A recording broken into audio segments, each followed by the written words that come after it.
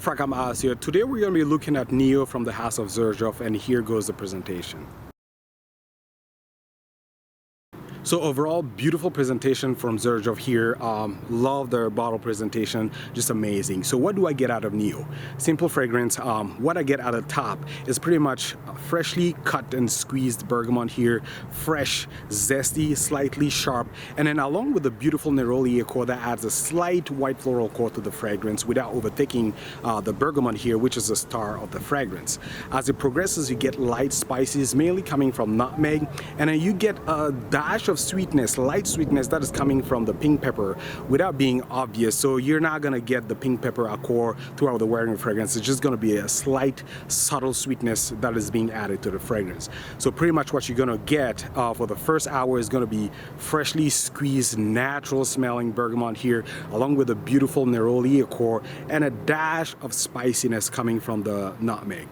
As it transitions though, you're gonna get cardamom and vetiver that are still gonna give you the impression that you're still smelling the bergamot.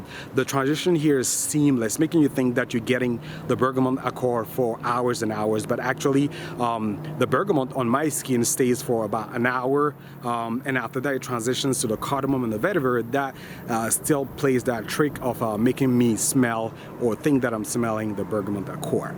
As it dries down though, you're gonna lose that bergamot accord. That is like 5 or 6 hours later down the line. You're gonna lose that bergamot accord, just light traces of that cardamom along with the vetiver, and then you're gonna get a woody. On me, I get a slightly tar woody accord that is actually coming from the guaiac wood along with the light subtle amber accord there.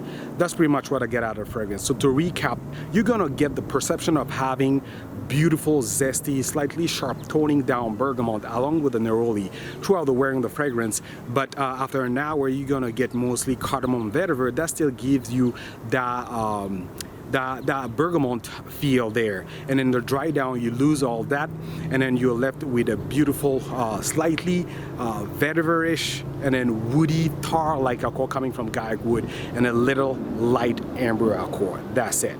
Now in terms of performance, this one is actually a good performer. I get easily 8 to 9 hours of longevity there. Projection is really good actually for the first 4 hours. I get beautiful wafts there.